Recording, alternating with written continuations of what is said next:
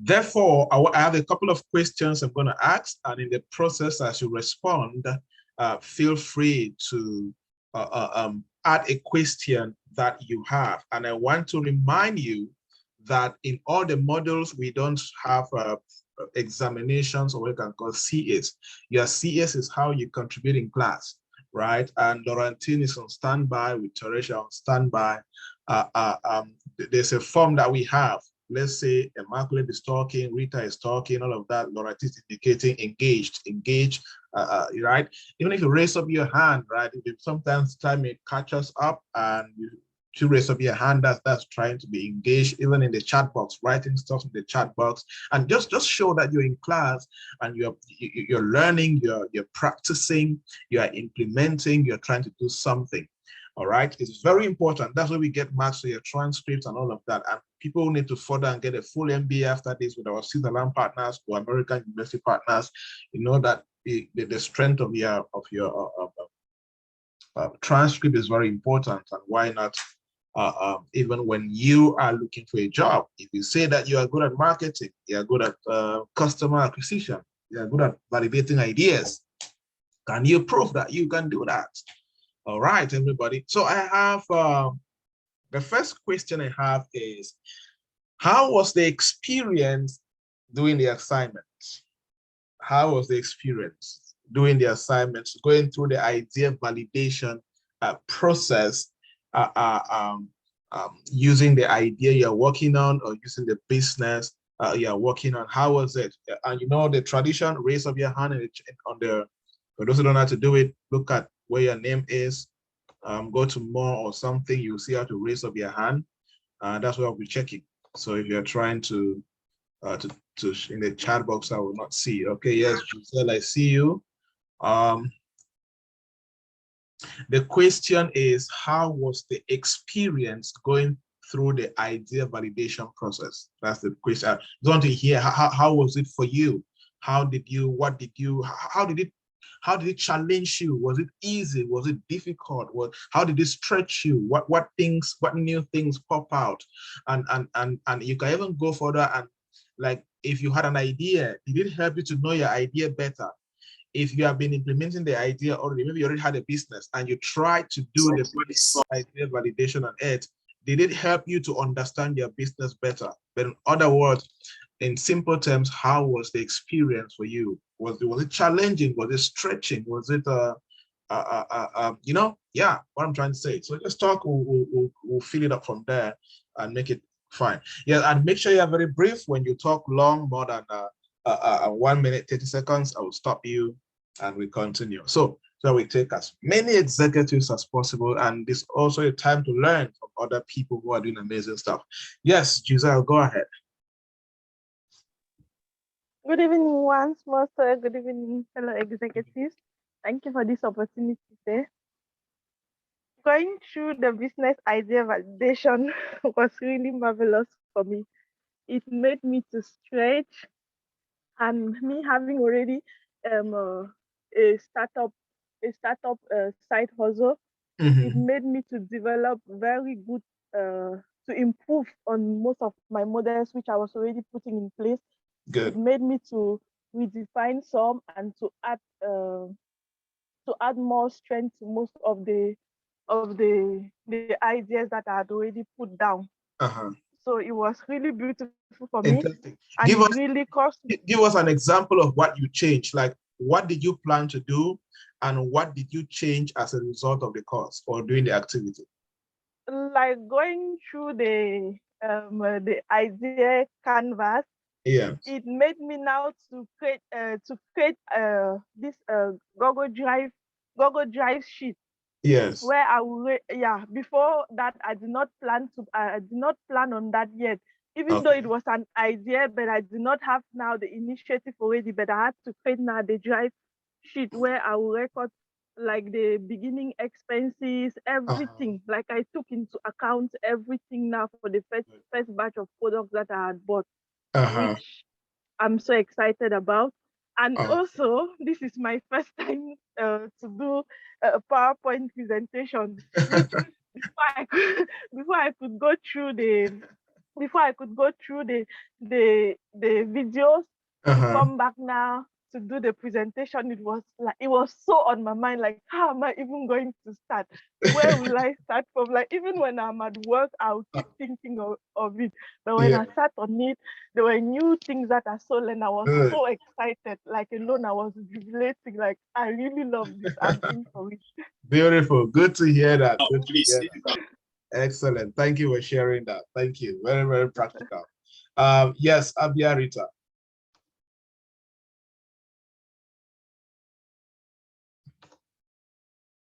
Rita, are you there? Unmute yourself, should in case you're talking, we cannot hear you. Hello, sir. Good evening. Good evening. Go ahead. Good evening, fellow executives. Doing this assignment was a great experience for me because, first of all, it's my first time doing a presentation like this, and the fact that I had to go through the video to take down notes and then come back.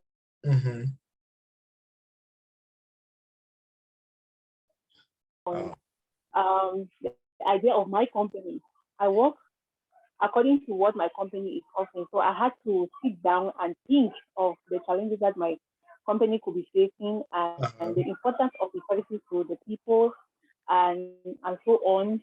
You know, I had to take it upon myself to try to analyze things on the company. So it was really challenging, and it helped me so much because it makes me to better understand my company. Going through this assignment makes me to better understand, because now I can explain the company with ease as if it is my own idea. I'm really, really happy with this. Yeah. That improved me so much. Good, good. Very important. One important thing that Rita has raised is it increased further understanding of your idea or of the business you are already operating, because it stretches you see things that even you missed out at the beginning, or maybe you've missed out even for years. I mean, there are people, that business idea validation, that's the whole part of the consulting package that I do with clients on the, like in real life. That's not theory. That's practical thing I use with clients. I'm going to use it next week somewhere in East Africa. And this is why I'm traveling to go do consulting. I'm going to use that because they're struggling to understand the product they're designing and how they're going to penetrate the market. So that is what I do. Like, that's a practical thing I do on a daily basis with clients.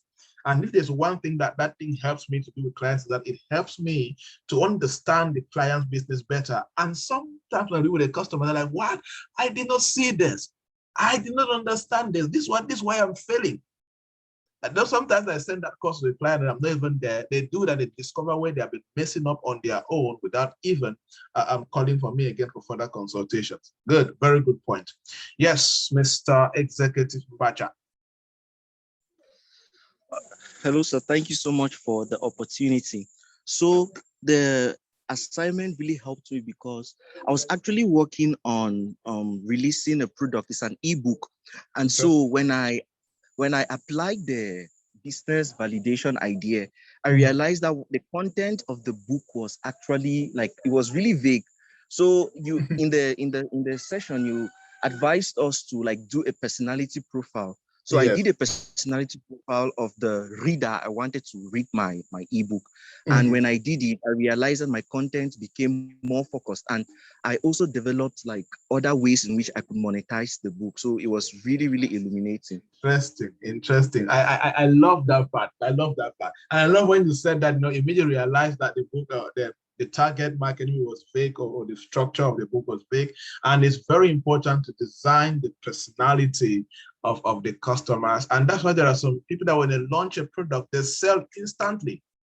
And there are some that when they launch a product, they take years to sell, they take months to even get the attention of the market, because they are not launching into the right direction or into the right target market. That's so powerful. Good. And that's one thing with idea validation. It can help you lay the right fundamentals when it comes to marketing and sales. You're no longer doing marketing and sales from the place of guesswork, but you're very strategic and very intentional in a particular direction. All right, good. Thank you for sharing that. Yes, Executive Solange.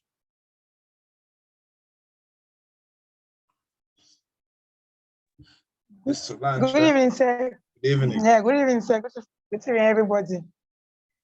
Say, that assignment was not easy. Yeah, as a teacher, it was not easy at all. PowerPoint presentation was just like, I've never done it. I was just like, how will I come up? I don't know. But going through the models I've gone through, I'm producing liquid soap and Javel. I've gone through and I realized that what I've produced is maybe it's just the same what is in the market, nothing unique, nothing special, and people will make people to really come and buy from me. It has really helped me to understand more what I really want to have to do.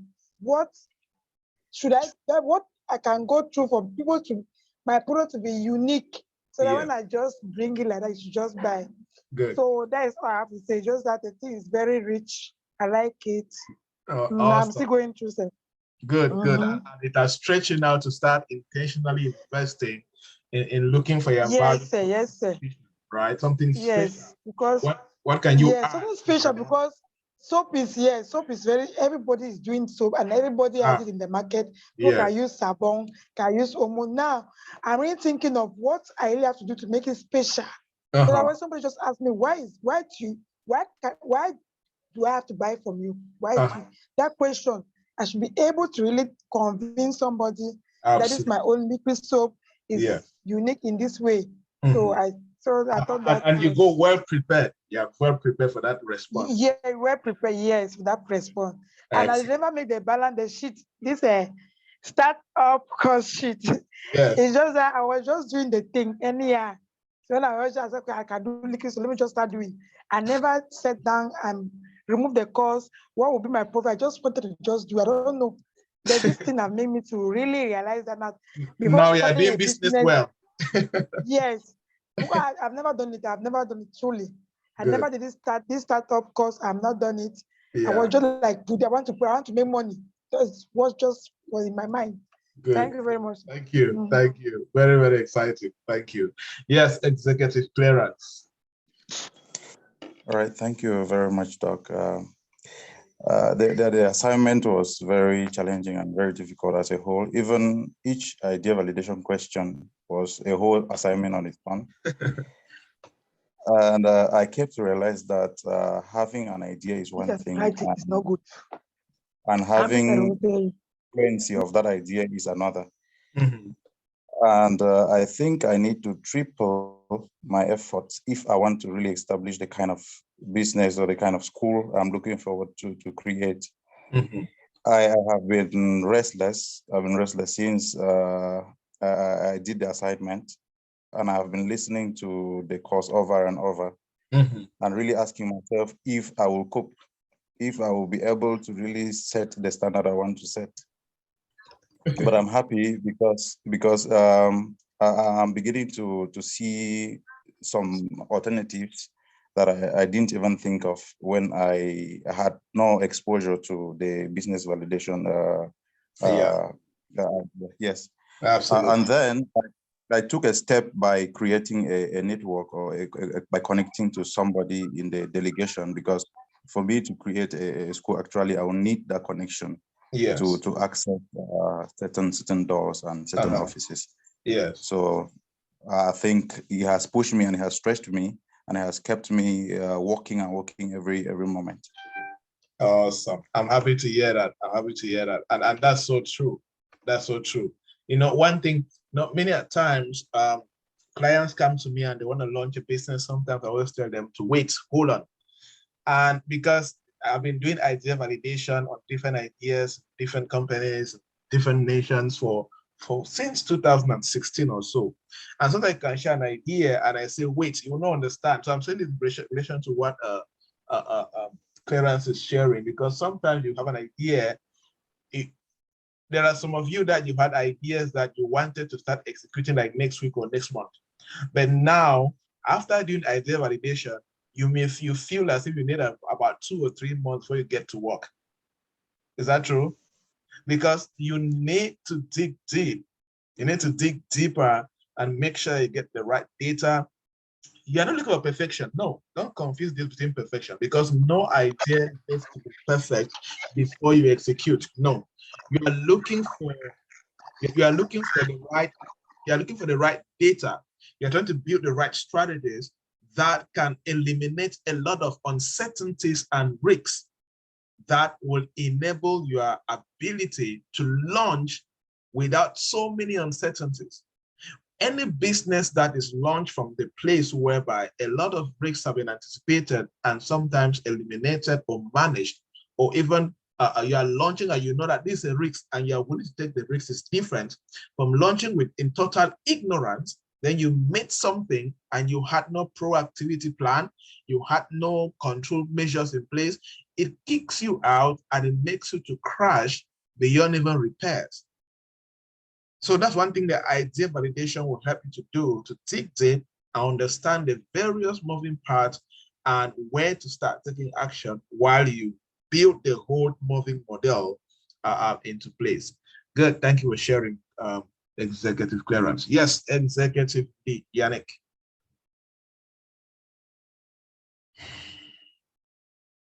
Yes, good evening, Doc. Good evening, everyone. Good evening, executives. Yes, Doctor. One thing I noted about this assignment is that it made me to understand that there is a big difference between business idea validation and a business plan. Yes. Immediately you have your business idea validation, or you validate your business idea, I think a business plan becomes ABC. Absolutely. You did the assignment well. You did the assignment well. When somebody says that you did well, you saw that part. That's good. That's good. Yeah. Yeah. So I realized that with this, you already have your business plan in place. Yes. That the business plan is only a skeleton of the business idea validation. Yeah. And I also learned that in the business, the various questions, yes, the questions are in depth. Yes. It means that you get to understand your business 100%, such that if this business is failing, you already know where this business is failing. Exactly. You can easily identify where the problem is coming from. Yeah. And you can block the loophole. Yeah. So now, at least it was really enriching. That's very true. That's very true. You know, one thing that is so peculiar about when I discovered the principle or the strategy of business idea validation, that was the last time I ever wrote a business plan for any of my ideas. None of my ideas were executed as a business plan.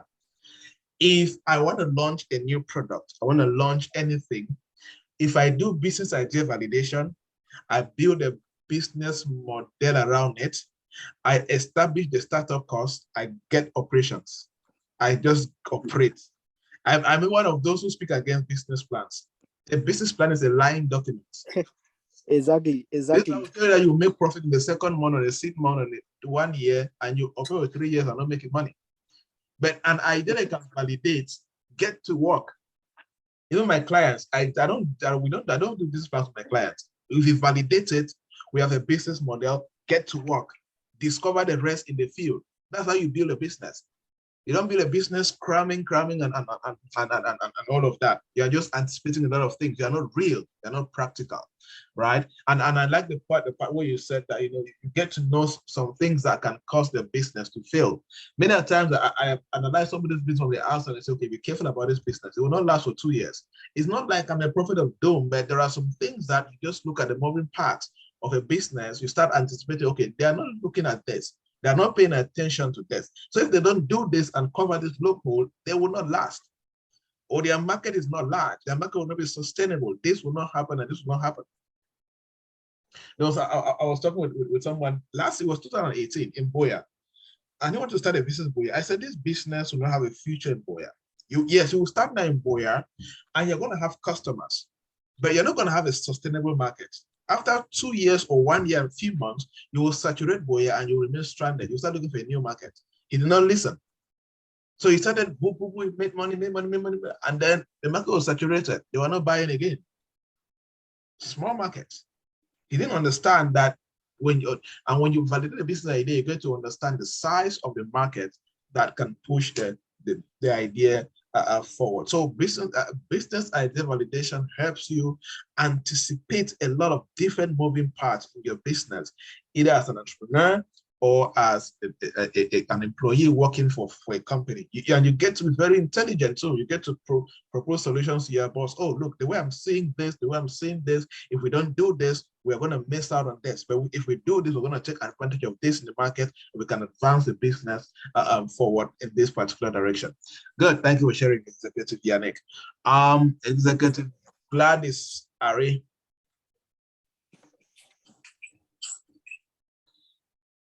Is Executive Gladys there?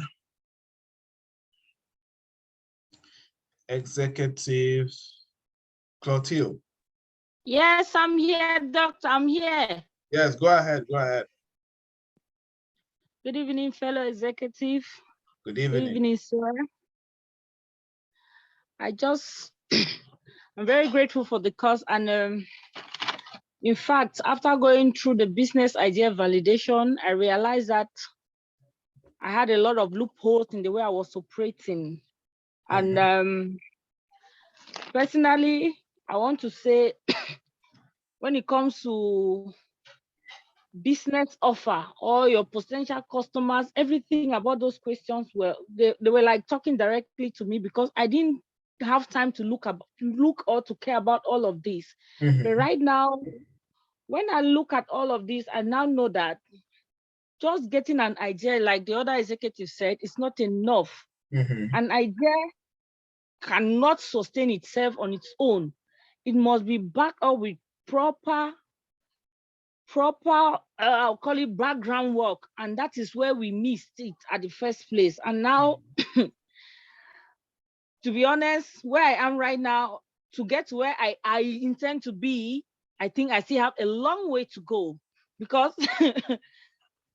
in fact, you just realized that you are not doing business. You are just doing bago. In fact, when you asked, there is this part of the question. I say, what is your business offer? Yes. How is the purchase? Is it one time, recurrent, or periodic? I was like, huh? These are what that yeah, and we need to know about all this, because in fact,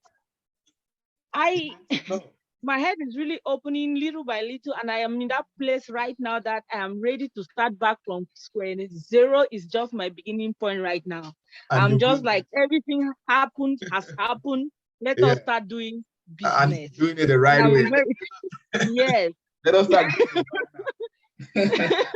Because like when you just want to do business, there are competitors, you don't even pay attention. What are they doing? What are they not doing? And you want to make money, you don't know anything. And short, I have really come back to that point where I'm really now at point zero. Everything in my head has been deleted. Now it's time to rebuild. It's time to rebuild. That's good. That's good. Thank you very much for this. That's one thing. That's one thing. And that's why in the next 3 months or so, you know, a lot of things will be revealed. And there's one thing I guarantee you people, that even if you have a small business, right? Let's say like Executive Gladys runs a restaurant.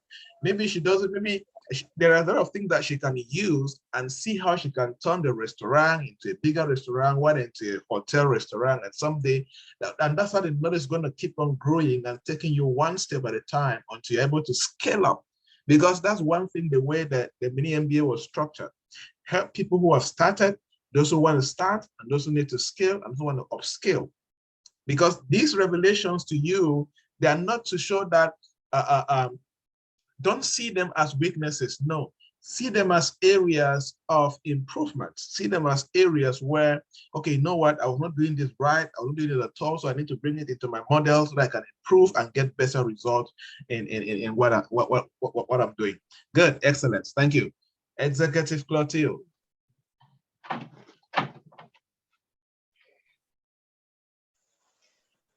Good evening, sir. Good evening. Good evening to all executives.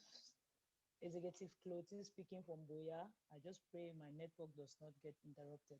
We are barely getting you. Your voice down. Your network is good, but your voice down. Better. I was greeting First of all, then I said, I just hope my network does not get interrupted because I'm in Boya and network here is terrible. Go ahead. It's very clear. Go ahead while it's clear. Okay, going through the assignment was very, very mind-stretching. And some along the line of going through the assignment, I was like, Clotilde, you just have to cancel everything that you have ever written anywhere that you want to execute. Because coming into this year, actually, I'm a trainer. I train young people from university, just very young, who want to go to business, do some trainings for them. But this assignment has really stretched my mind. And coming into this particular 2020, my mind was to execute the big picture of my career as a consultant and all the likes. But going through the assignment, I had to take a pause. I had to say, Clotilde, you are not ready yet.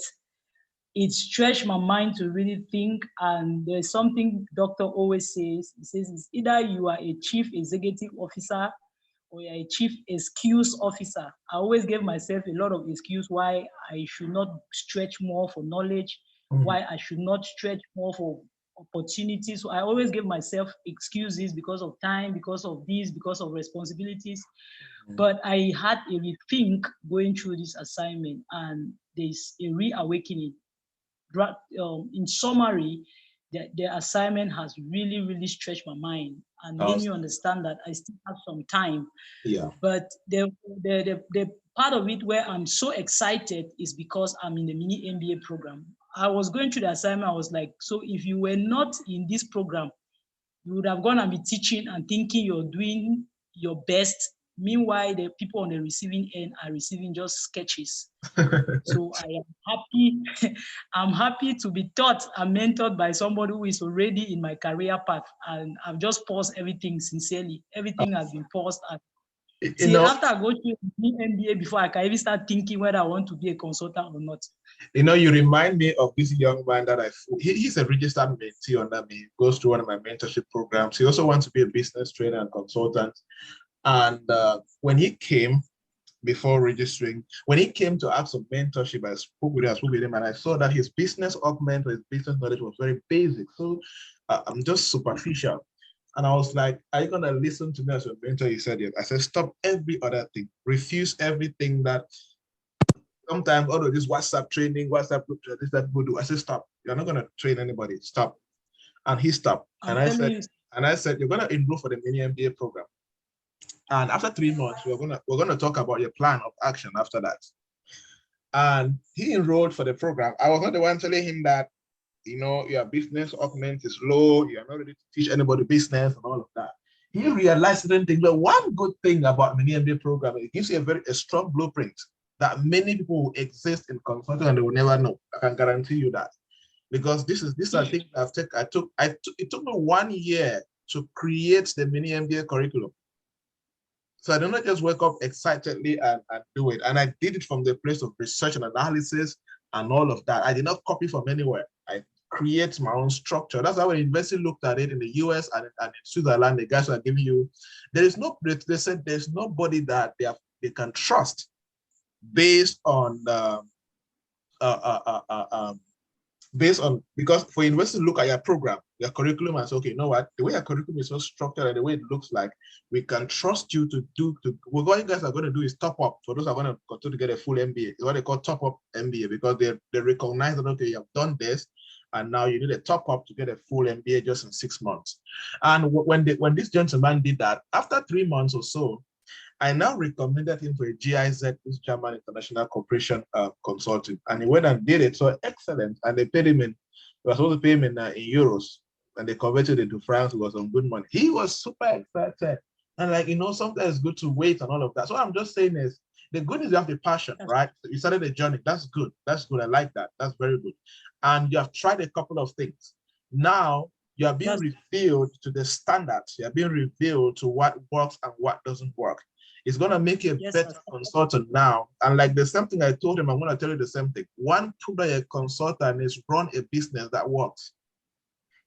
You need to have your own successful business, because you cannot claim that you're a consultant when you don't run your own business that works. Run a business produce results that prove that you know what you're talking about. Like I always say, my primary love is not to be an entrepreneur. If you look at my logo, entrepreneurship comes last. That's intentional. My first love is training. But who will listen to me train and consult when I don't have a failed business? That's a fact about consulting.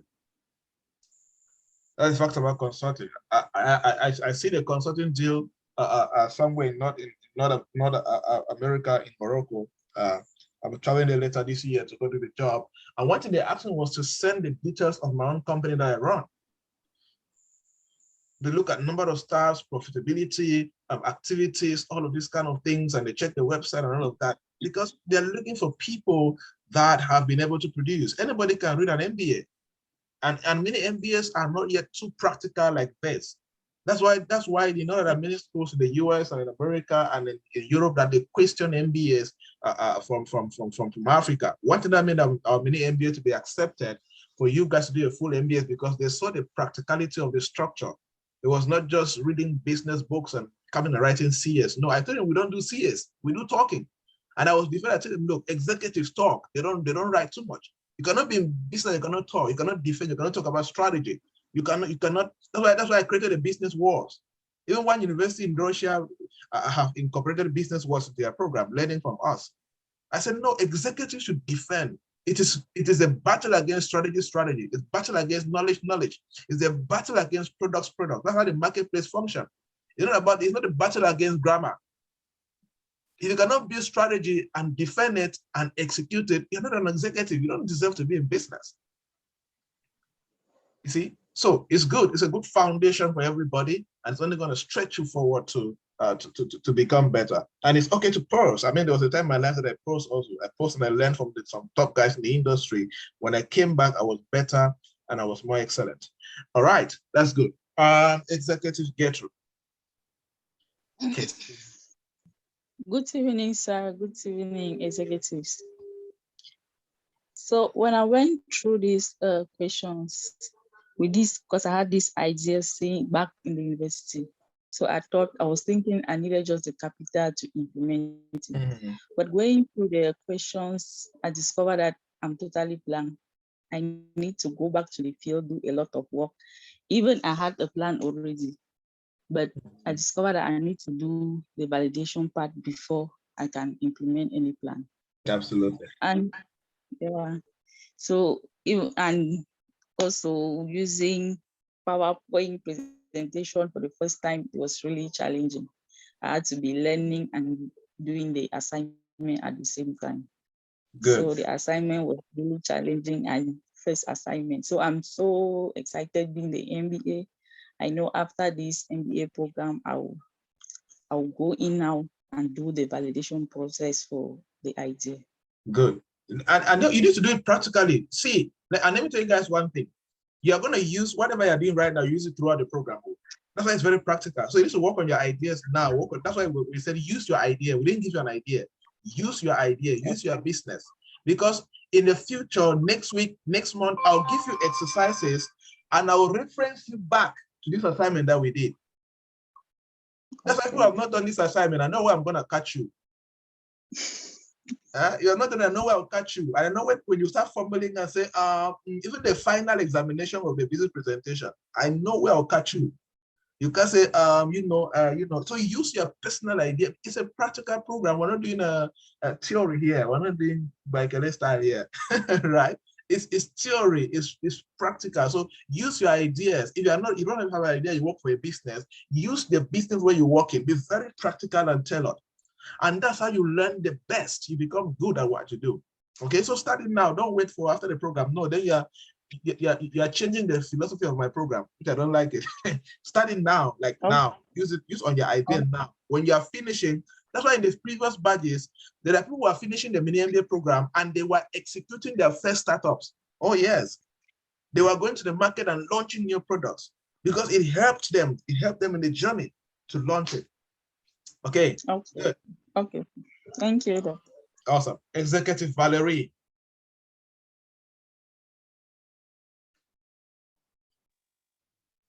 Good evening, sir. Good evening. Good evening, dear executives. It's a pleasure being here once more. So after going through the business idea validation and project design and product design that it has to do with our assignment, it was so challenging and at the same time encouraging. Yes, it made me to actually move out of my comfort zone. Yes, it made me to move out of my comfort zone and to brainstorm very well. With the assignment, I realized that having an idea concerning a business is completely different as compared to doing the idea validation. That's writing it down. Yes, writing the idea down and having it in your head are two different things. Absolutely. And when I love that. And when you have an idea in your head and you have not yet gone through the business idea validation and product design process, you have not yet even started. And when you go through the process, you're going to make you understand and master what you are supposed to do very, very well. Yes. And also discover the loopholes. Apart from the business idea you have, just by writing, it improves your writing skills. Yes. That's what I know. I discovered that it improves your writing skills and it makes you to learn further because you're able to go through it and do it very well. You must do research. And in the process of doing the research, you will be discovering new things, words, and quite a lot of things. Yes, yes. I agree with you. Thank you for sharing that. Thank you for sharing that. I so agree with you. It stretches you. I know there's one thing that the course will build in you is critical thinking, looking at things deeper. Exactly. And from different. Very true. Thank you. Yes. Thank you. Executive Hillary. Okay, sir.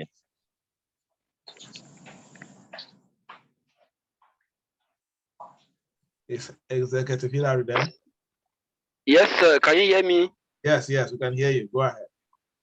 Oh, thank you, sir. Thank you, sir. In fact, I am so very much excited to be here now to share my ideas concerning the assignment that was given to us. Actually, sir, it is really a practical session and very much challenging. With me, I focus mostly on this particular point, which had to do with verifying if their potential customers have the problem you assume they have. Absolutely. So, yeah, go to the field and interview and do the interview, and that was what I did. Good. Tell us, how did that go? I like that. Yeah. So in fact, it is really amazing because let me ask a follow-up question. Hold on. Let me ask a follow-up question so that I can be specific. What did you discover that you were assuming that was wrong, and you discovered in the field that you were wrong? Did you discover something like that? Come again? Did you discover something that did you discover an assumption that you had about an idea, and when you went to the field, you discovered that the assumption was wrong? Yes, sir. Yes, sir. Of course. Tell us what was that? The assumption that I had was that if I just start whatever thing I want to start, in fact, everybody will be crowding for it. Yeah, that was what I was assuming, that what I have in mind, if I just get to go outside with it, people will crowd for it. but when I got to the field and I started doing my interview, people they started giving me their own point of view. The people that were giving me the positive aspect of it and those that were giving me the negative aspect of it. Yeah. Actually, my idea was about this network issue, and I discovered a product that will help to ameliorate the network condition that we have. Awesome. Yes, awesome. sir. Thank you so much. Thank you. Thank you. And that's one thing. I love that point, Executive Hillary. I love that point. And so many of us have been there. Like you, I used to do that now. I will launch a program in my mind.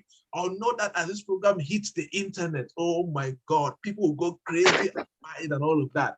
And then 2 days will pass. Nobody had asked how much is it, right? And business idea. I do business idea. I did it for many MBA program. Oh yes, I did it for many MBA program. And it's a soon up. Do you guys know that we are recruiting for a mini MBA batch March second class, and we already have almost 30 students that we're starting this week. So we have to do March A, and you guys are mini MBA March 2022A. There will be 2022B, March B, right? It's a whole soul out, there's a whole glamour for it and all of that. But of course, it doesn't mean there's a whole science behind it. There's a whole process. There's a whole tactic. There's a whole messaging, and it is the help of the business idea validation. It has greatly helped us to make sure that we get it right, so that we are hitting the pain point, right? So that's a very good act. That's always advise people: never launch from your house. Don't sit on your bed and launch a product. Go and talk to the potential market. You will learn something that nobody will teach you in a book. Awesome. Thank you for sharing that, Executive Hillary. Thank you, sir. Executive Karin Nambangale. I hope I got it right.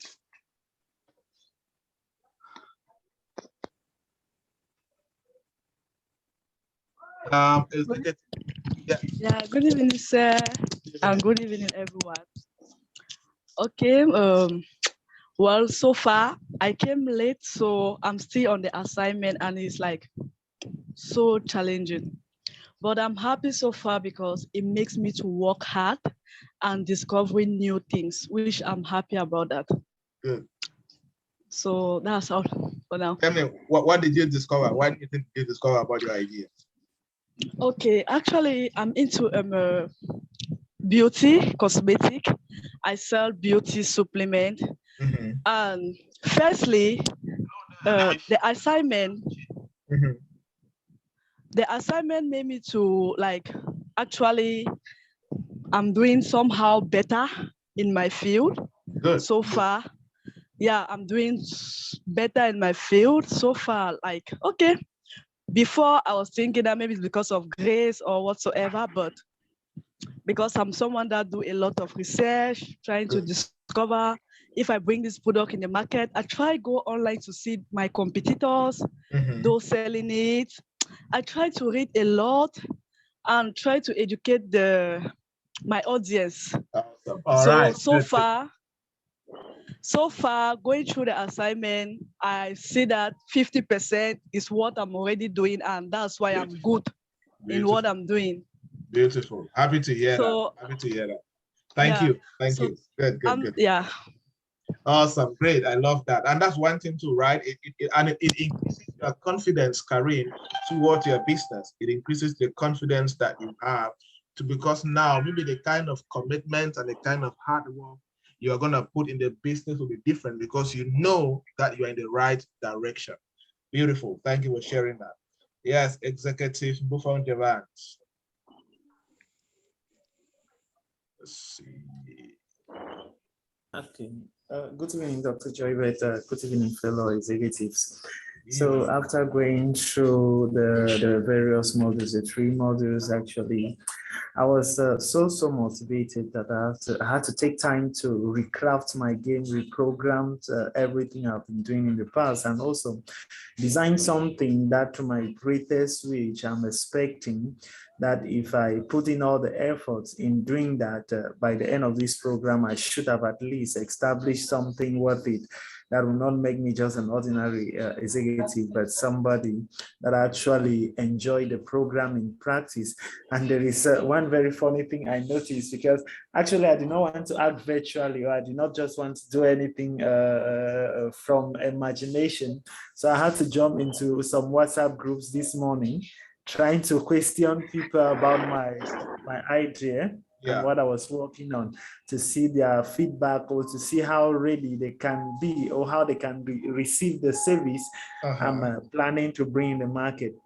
Awesome. And the response were good, and most of them were willing, or they're willing to pay no matter whatever the thing I was trying to explain and how much the costing will be. Many people were like, oh, we can go for that if actually the timing and the payments are seasonal, then they'll go for it.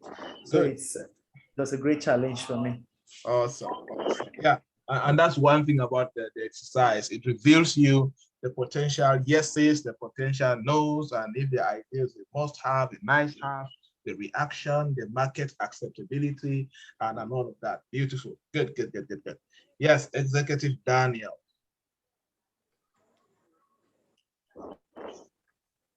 Good evening, sir. Good evening. Good evening, fellow executives.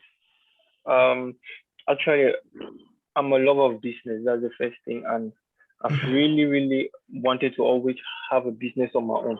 Good. But the problem that I always faced was I always had doubts concerning getting or launching a product or service in the market. You see, most of the time I will be like, I don't know if this thing that I'm about to do is actually going to yield results, or I don't really know if whether this service that I'm about to offer into the market, will it be profitable? Will it be sustainable? Yeah, like what mama, like mama in the market, they go buy, they don't go buy, they go buy. Yes, exactly. But I knew that there was something that I'm supposed to do that I am not doing. How will I be able to get the results that I want? So I was really facing a lot of doubts and a lot of challenges, and it really made me not to get into business because I was always like, I know I'm going to fail because there's something that I'm not doing. Yeah. And there was something that you actually said during the module that got my attention so badly. It was, don't build your business on assumptions. Yeah. Sincerely, that got my mind really more focused. The assignment in which you gave, I actually tried to build it, doing based on my own business idea that I'm trying to do. And to be sincere, sir, the thing really enlarged and stressed me out to be able to discover certain pitfalls, certain things that if I was supposed to get into the market, I'll actually fail. And it really helped me, sir. Good. I'm happy to hear that. See, I always say that nothing kills a business like doubt. Nothing kills a business, especially an idea, or even an established business that want to launch a new product. There are a couple of companies in these countries that I get to work with them when they want to just launch a new product. They just come sometimes to the office and go to their place to work, and all they pay me to do is just look at our model. Will they buy? That's all they want me to do to guarantee them. Will people buy? Right? Because every businessman, that's their greatest fear, their greatest challenge. Because, and it has happened, many people launch products, nobody buys. And sometimes it could just be because they are missing out on something very important, which they have not seen. That is why I always say this, that's why, look at great business people. The highest people that pay experts are top business people. People like Dangote's and all of that. These guys have 10 to 15 business coaches from different areas. They have coaches on marketing, market penetration, market dominance, market entry, recruitment. They have coaches in all key areas. So when they set out to launch a product, it's sometimes you feel as if they always get it so right. So right. I was telling somebody the other day that anything Tony Elumelu touches becomes gold. Like he just ventured into insurance. At that class, you know, if you see me because you never register me. At that class. So please remember to mute your mic if you are talking. We should not hear your private stuff. So one of the things that supports them or enable people like that to thrive is that they always know what to anticipate and what not to anticipate, what to look at and what to avoid. When you are launching a new product or you're about to launch a new business, if you can conquer doubts, you can achieve a lot in that particular business. And that's why idea validation, business model, canvas, product design system, all of these things are designed to enable any executive to be able to ensure that they are not launching from the place of assumptions and guesswork, but are launching from the place of data. They have analyzed different alternatives and they know what they can anticipate in the second, third year. Sometimes when I work with business people, I tell them what will happen in the 12th month of their operations. Okay, so start this, but know that this will happen like this. Do this, but in the seed month, be prepared to recruit an additional staff who can do this for your business. Because these systems enable you to anticipate that, and you stop running a business on the place of fear. And guess what? You're going to the market like, whether they go buy you, whether they not go buy you, and all of that. What, if I may ask, what exactly is a business model? I think part of the course under the business model, right? Business model canvas. Business model is just a process that guarantees you how you are going to make money. If I say that the business does not have a business model, what I am saying is I cannot clearly see how your business will sustainably make money. There's no process, there's no ecosystem that demonstrates that you will make money sustainably for a long time, possibly. Good, thank you for sharing that, Executive Daniel. Let's look at Executive Eunice. Good evening, Dr. Joybert.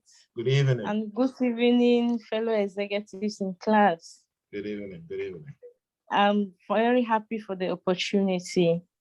And I want to say that when you are in business, and in fact, this ideal validation is a must for you.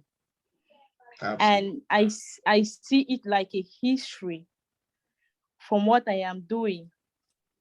The assignment was the exercise was kind of not that difficult for me, but for the PowerPoints that I'm still working on it, and I know I would deliver.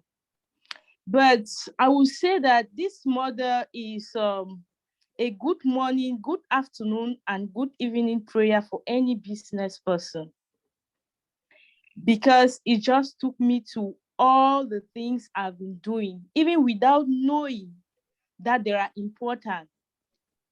I just keep doing them. So I'm very, very grateful, because as of now, I'm really going to, in fact, focus on them. Good. And try to improve on those that I knew that I was lacking in them, but I did not really make a particular day that I will start doing them. Good. I think from the model, I know that I'm going to start straight away. Yeah, thank you very much. Awesome, that's good, that's good. And that's one powerful thing about it, the revelations of, okay, you are good here, you need to improve here, you need to invest here, you need to stretch yourself in this direction.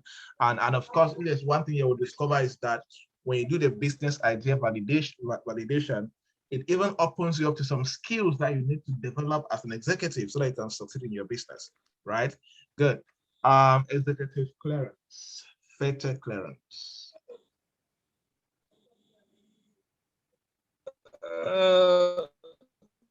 Good evening, Doc. Good evening. Your network seems to be terrible. Yes. Good evening to you, Doc, and everybody. Good evening. Hello. Good evening. Go ahead. We can hear you. Okay. Yeah. Actually, it has really not been an easy task, but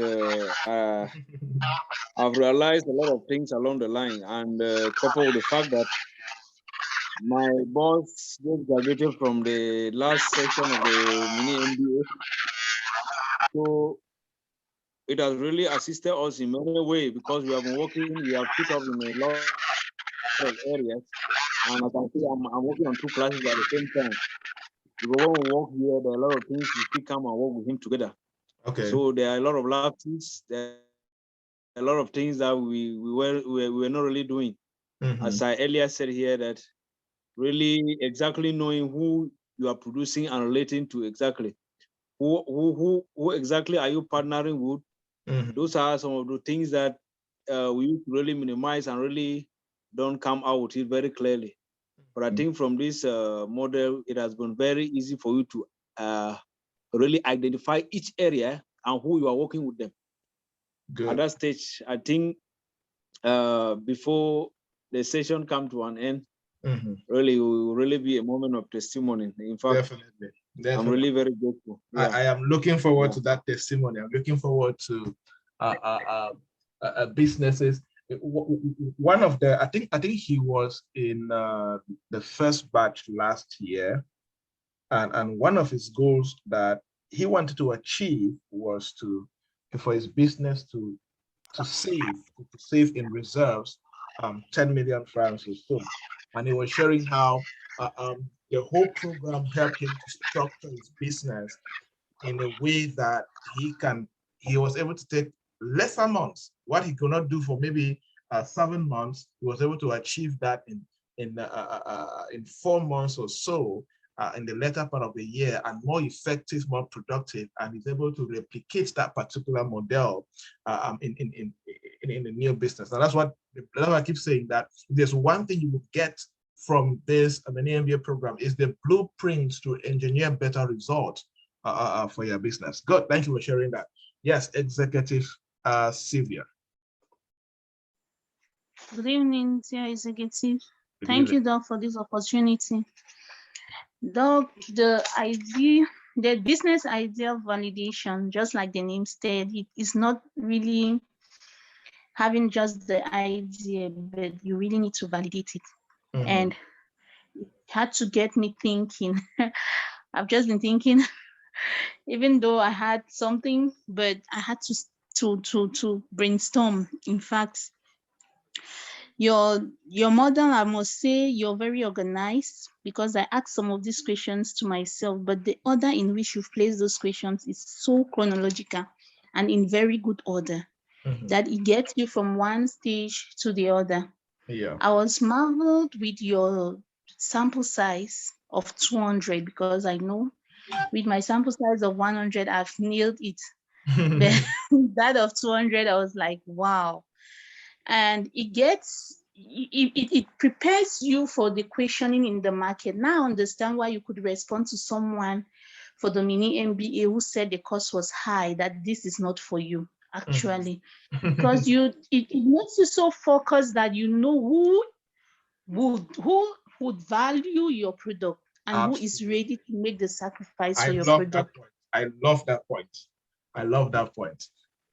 And it saves you a lot of time. That would always say, very true. If you see, I always say something. If you're selling anything, service or product, and somebody complains that it's expensive or sales are not going, and your first business strategy is to reduce the price, you are still a baby business person. Honestly. Price reduction should be the last option. And there is, when you do idea validation, you know the value you have created and you know who this value is for. Of course, like you're actually saying, there are people who have come and say, I like to do the MBA program, but I don't have 75,000 francs to pay. And I'll just say that, okay, I'll just say, okay, and I stay quiet. I think that was that when you came the first, I just said, okay, and I stay quiet. I would not be struggling to convince you, oh, it's good for your career, it's good for this, it's good for that. The messaging is there, it's clear, you see the value, you look at yourself, it's what you want to do, okay, do it. I trust the product. I know that when somebody who the product was designed for, when they see it, they'll buy it, they'll pay for it. And that's one thing. When you do business idea validation the right way, you understand the deepness of the value that you are selling to that particular market. Very, very powerful point there.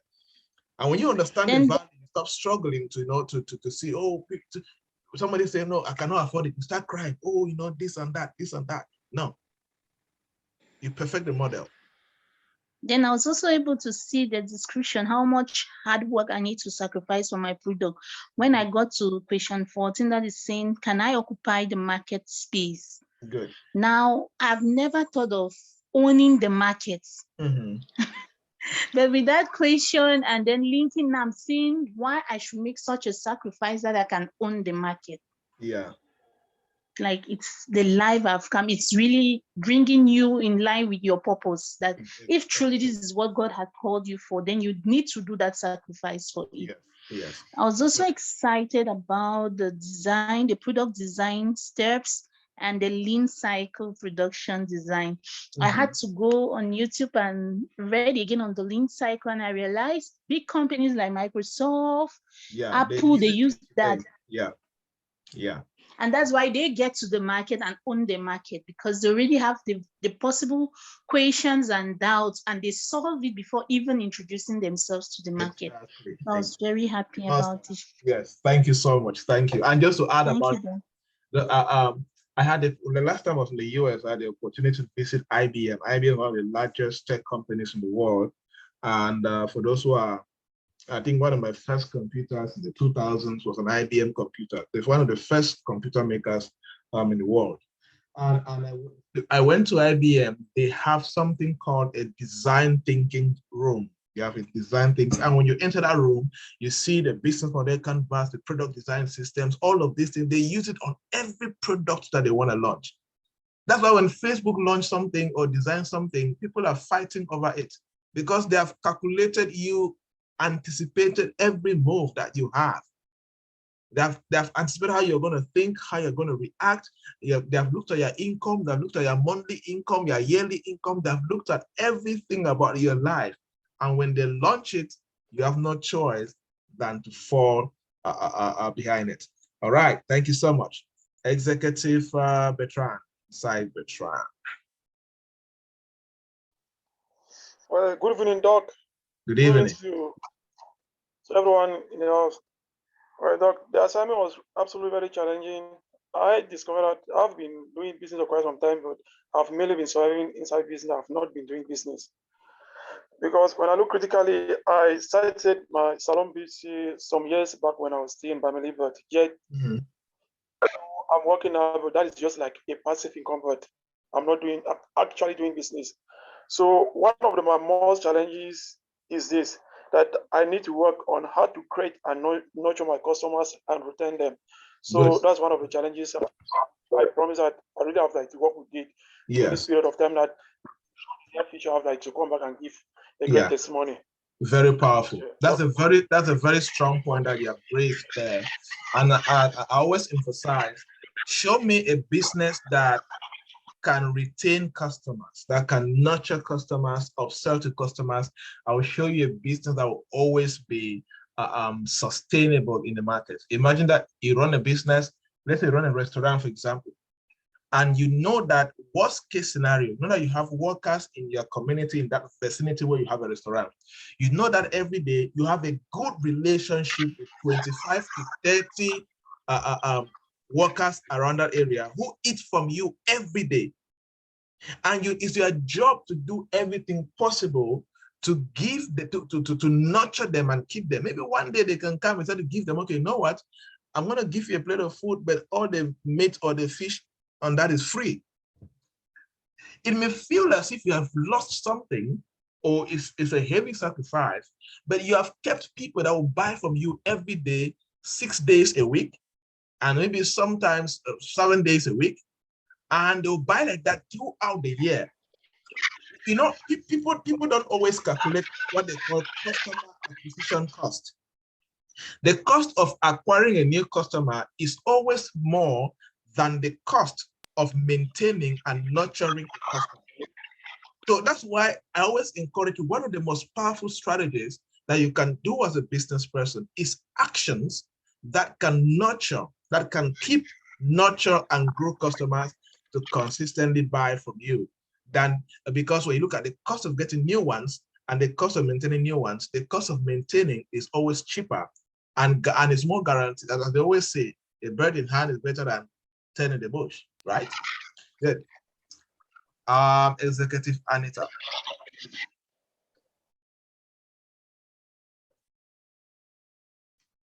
Executive Anita, are you there? Okay, I'm happy this is taking 1 hour.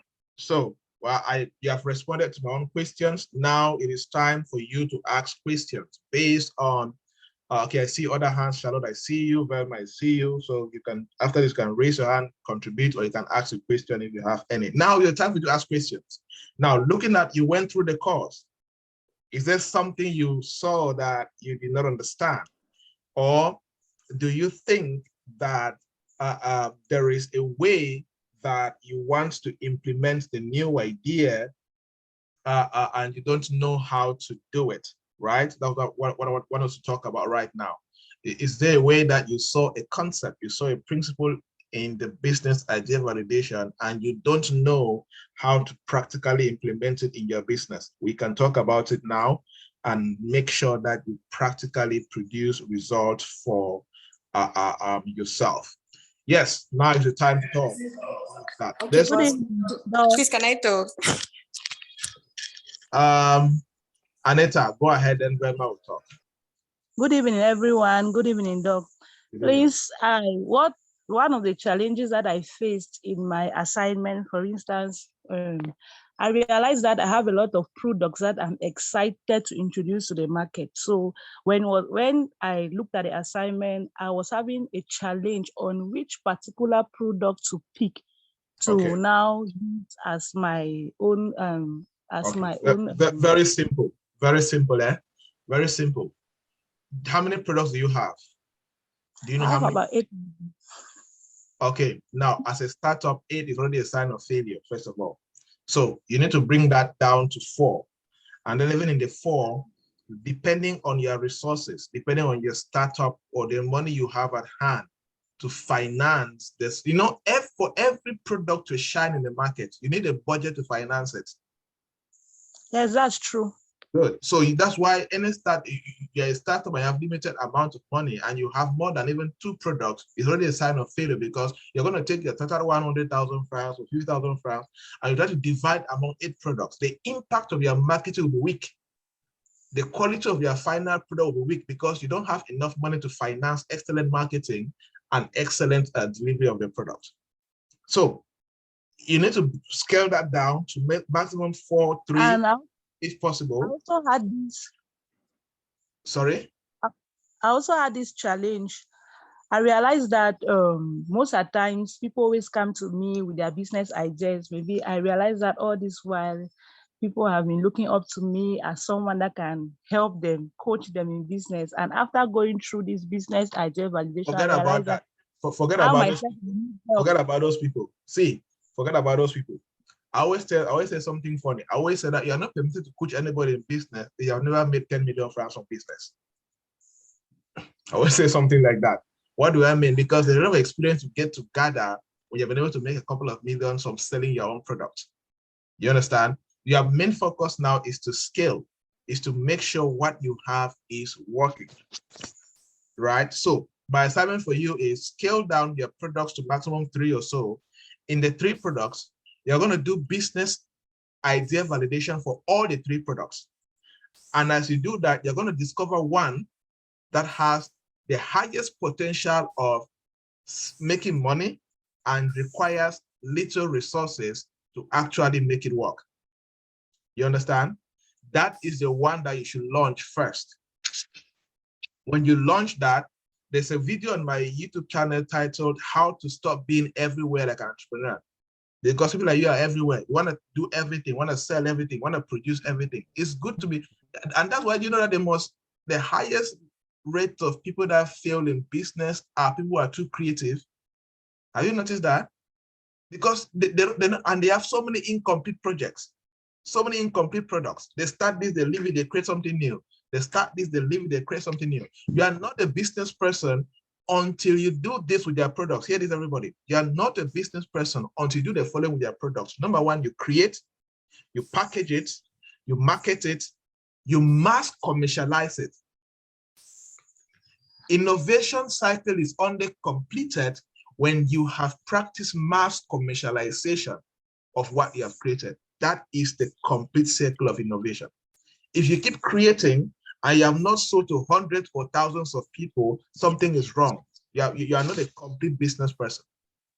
Now I need to make sure, set goals, make sure you create what can stand out, and make sure you take it to the market and make it work. So take 3, do idea validation for all the 3, pick out the one that has the highest chances of success. You're going to see it. Nobody needs to preach to you. You're going to see it. And most importantly, the one that needs limited resources or little resources to produce maximum sales and profitability. When you launch that and it's stable, you set goals for yourself. Like one of my clients, I was just telling him yesterday, she just wanted to launch a new business and I gave her a challenge. She's into clothing business. And I told her, you are not permitted to launch your next business until you have grown this one to making at least £1 million in monthly profit. That's what I told her. Before you are permitted to launch a new business. She said, yes, sir. I said, yes, ma'am. That's the deal. You understand, Anita? Thank you, Doc. I understand perfectly well. Good. Velma, go ahead. Yes, good evening, Doc. Good evening, everybody. I'm happy to be here once more. I enjoyed the session, the 3 videos I'm reading. I watched some. There's some like noise in their twice. background. There's some noise in their background, like they're touching something. My network. Okay. Is it better now? Yes, better. Okay, sorry. I was saying I watched the videos a couple of times because I had some issues though validating the idea.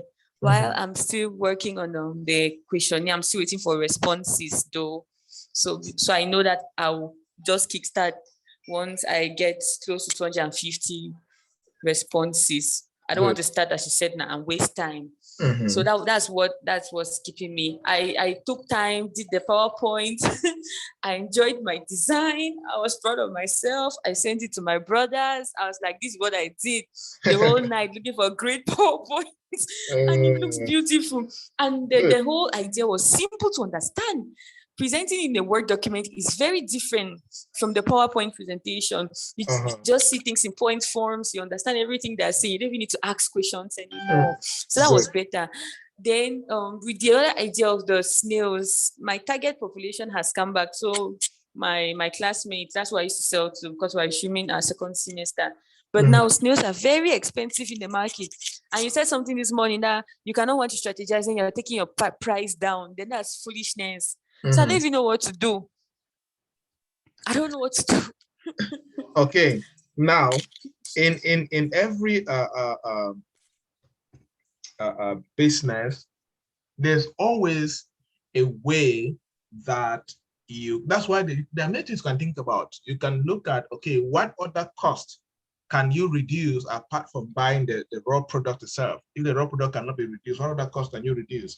Or can you do price customization? Can you do repackaging?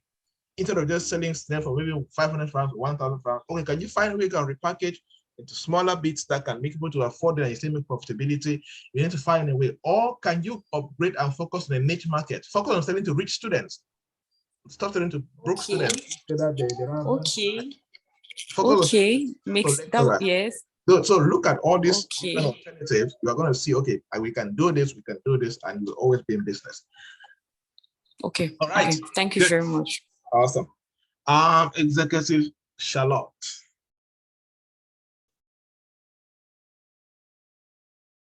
Is Charlotte there?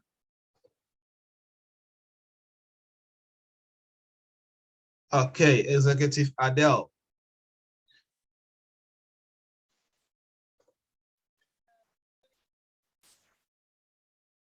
Is Adele there? Okay, your volume seems to be so far away. We can barely hear you. Check your volume and get back to us. Executive Bertrand, you have a question? Your hand is up, or is it old hand? Okay. Okay, so Doctor, thank you for giving me this opportunity again. Doc, the challenge I'm having in my business is this is a business that I'm partially involved with it. Okay. It's just something like a passive income, and I want to excel it to the next stage. Okay. But now my problem, if the guys I'm working with them, if they know to cooperate with me or to really do things the way I want them to do, and these are guys who have been there for quite some time. But when somebody is in business, these are guys who have been there, which means that to an extent they have some advantage. Like when when it concerns a BCU salon, there are people that come there for their services if they are not there. You see that.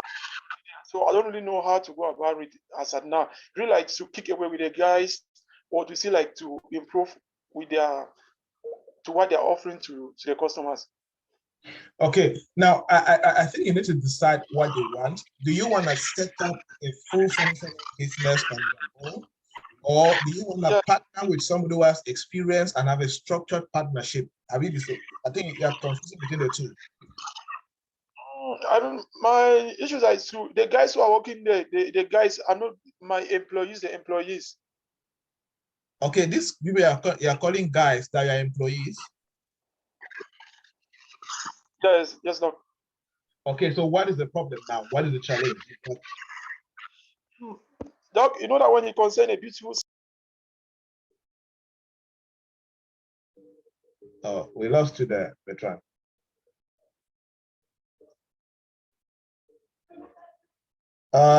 Executive Valerie, are you there? Hey, doctor. Yes, go ahead, please. Yeah, good evening once more, doctor. Good I evening. have this I have this preoccupation. I wish to ask this question that what can actually cause a very giant company that got all the resources and the techniques to actually go through the business idea validation project, because some baby companies or baby entrepreneurs don't get the resources that can actually sustain them throughout this process. What can actually cause a very giant company to actually launch a product and it fails or it's not being accepted by the public? Yeah. That have, yes. There are many things. There are many things. They, they can also miss out. They can also miss out on their research. They can miss out on the. I mean, there are many companies that we have seen that they have done that, from brasseries to. Yes, yes, but there is, because this product that they actually sell to me, because I deal with them directly. There's this product they launched recently, a couple of years ago, top lemon. Yes. This top lemon launched by batteries have not been accepted by the public. So I begin to ask myself, what can actually be the reason of which they get they actually there are many things all until we can analyze that particular case. We may not really put a particular hand on it. Number one reason could have been that they may have just assumed that since there are other tops and they want to hide behind the strong brand of top, they believe that it's going to also sell. And then they got it wrong. Okay, Doc. Another option could have been that maybe they gave the product out for a focus group to test. And maybe they gave it to a wrong focus group or a smaller focus group. And maybe when that group was saturated, they could not sell again, right? Or it could just be that the Cameroon market is wrong, but that particular lemon type of top can sell in South Africa or can sell in East Africa, right? So it all depends. So there are many moving parts that can decide that, that can cause a big company like that to fail in launching a product into the market. And that's why the way a big company can launch a product is totally different from the way a small company can launch a product. Okay, doctor. Okay, awesome. Thank you. Good. Bertrand, are you back?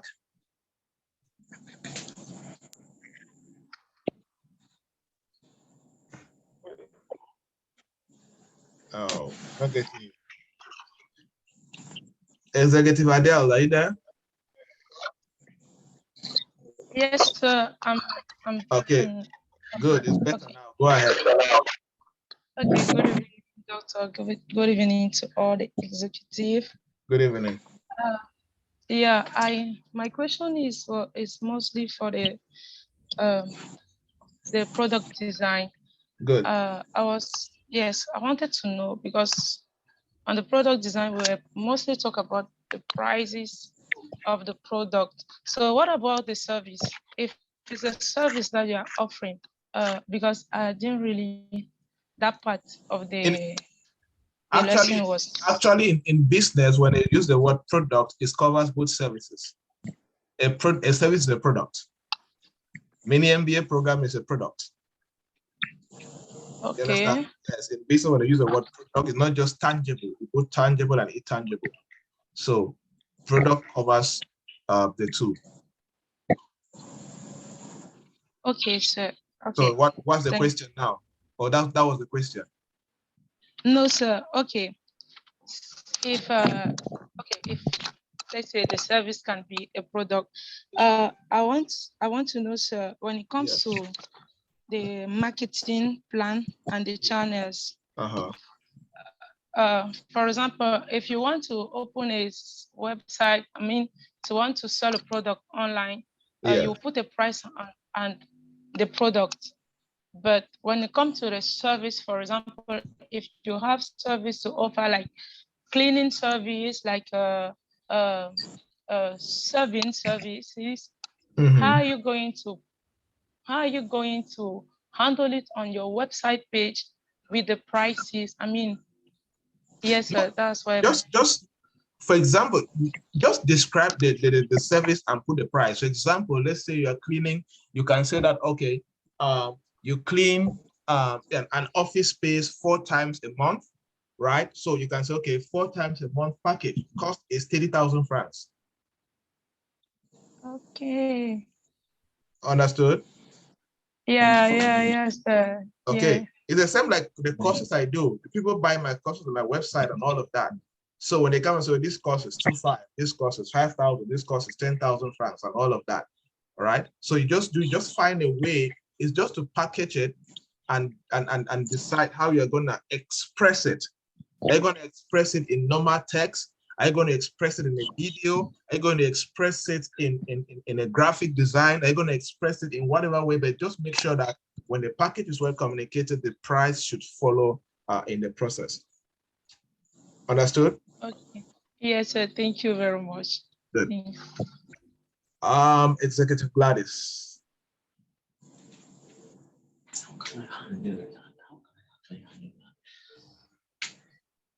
Is Gladys there? Executive Hedwig, are you there? Yes, I'm here. Yes. Gladys, go ahead.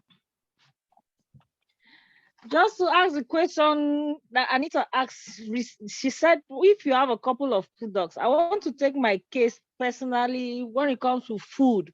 Yes. How can I, because I have like a couple of products also, I don't have to sell.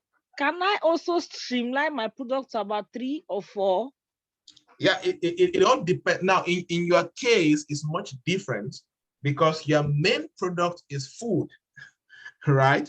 But now you now have different subset of the products. It now depends on where you are.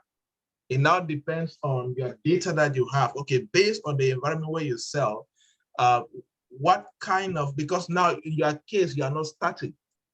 You are continuing to make it better from the place of experience.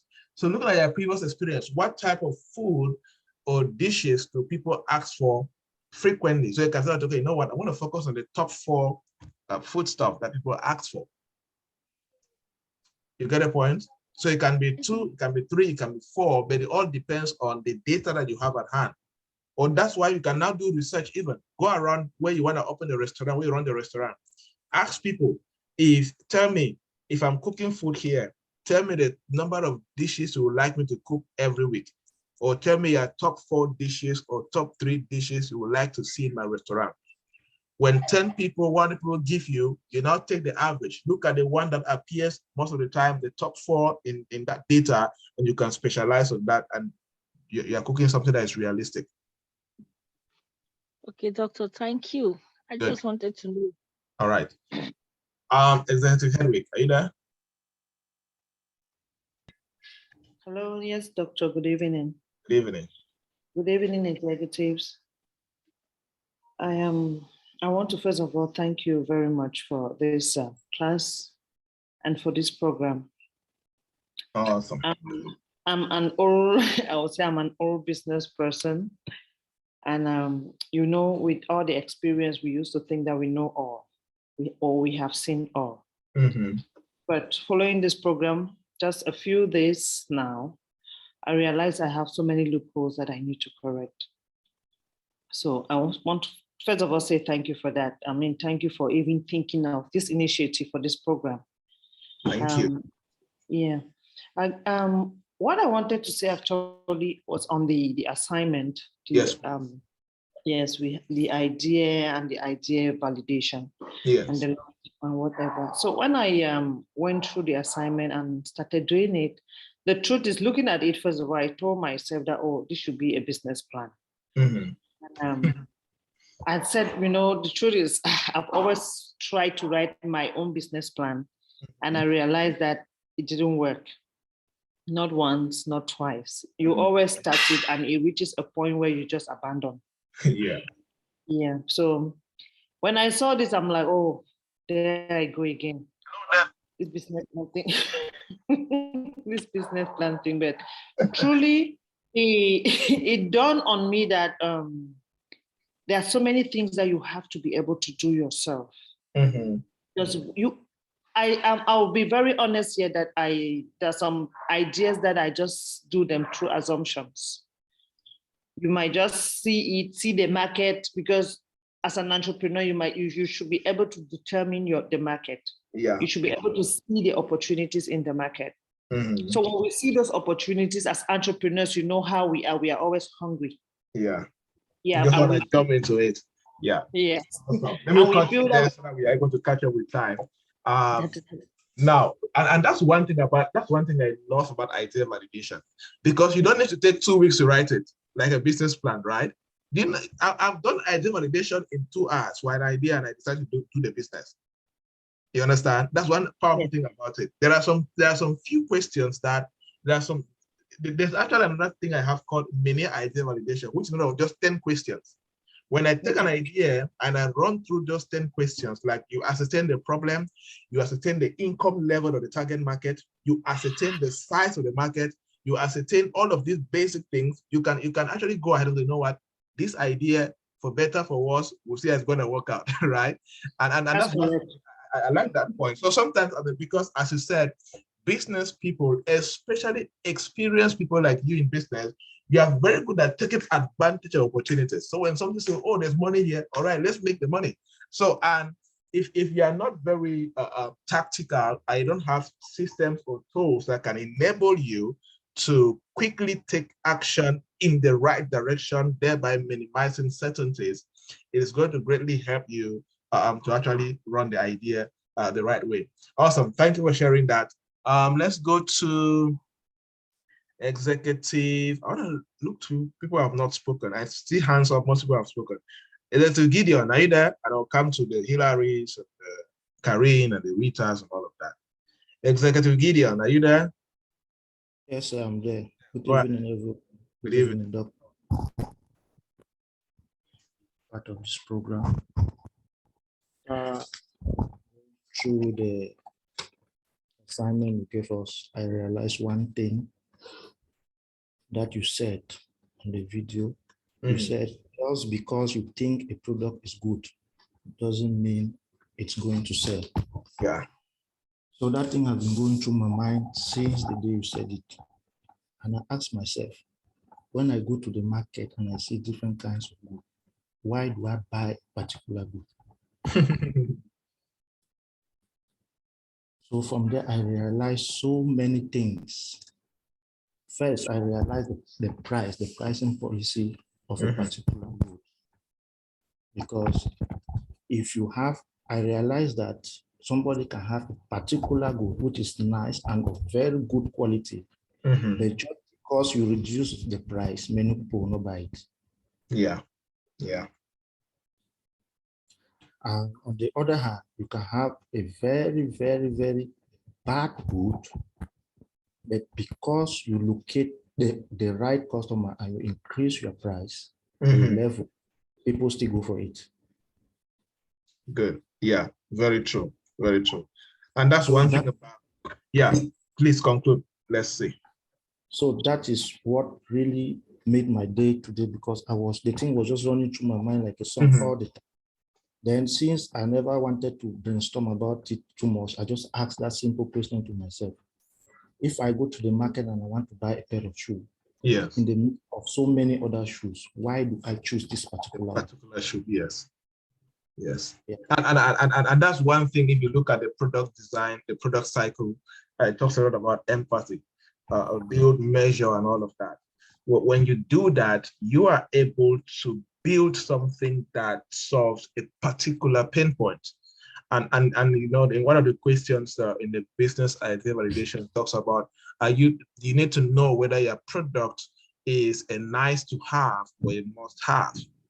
And when you you're able to ascertain that, it also determines the kind of actions that you take and the kind of resources that you invest in the idea when the product to make it work.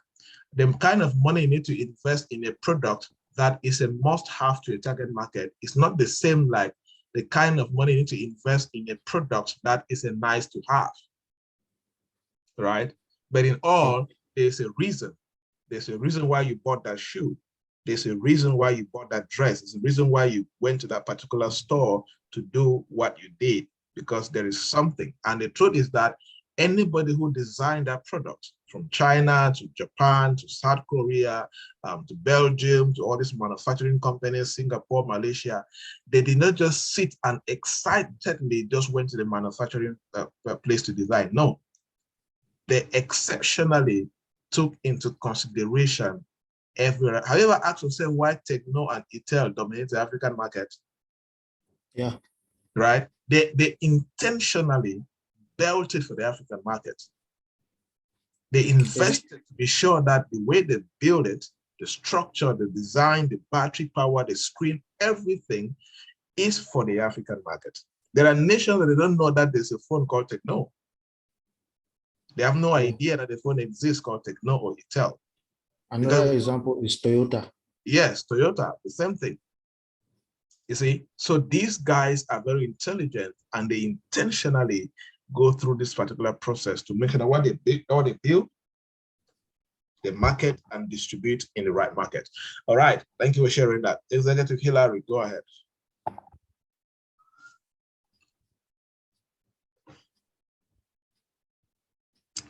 Executive Karine, are you there?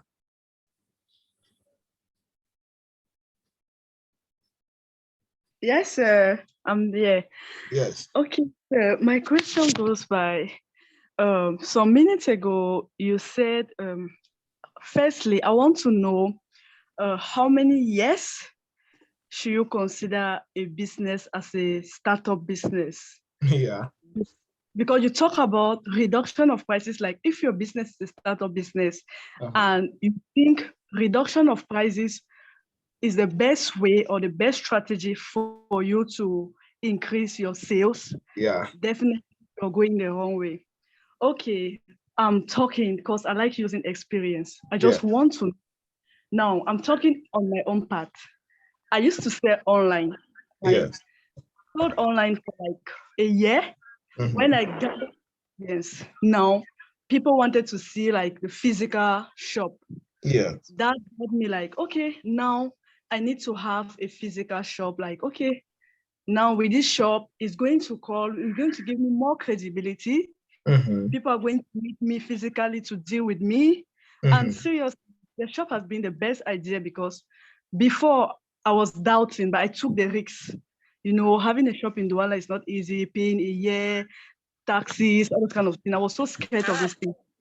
But I took the bold step by saying that, well, business is all about risks. Yeah. Making. So now, I realize a point. Because the products, most of my products I go for strategic product, like products that are rare to find. When a product is so rampant, I don't sell it any longer. Okay. I research for more difficult, like more strategic ones that for you to bring it to you or for you to get it in Cameroon, you rather take it for me. Yeah. So what's the question now?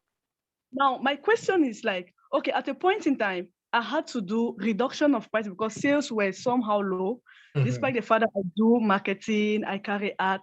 Now, I came with a strategy of reduction of prices. It's not like I'm not making profit. I'm making profit, but I had to reduce the prices to have a quick turnover. Yeah.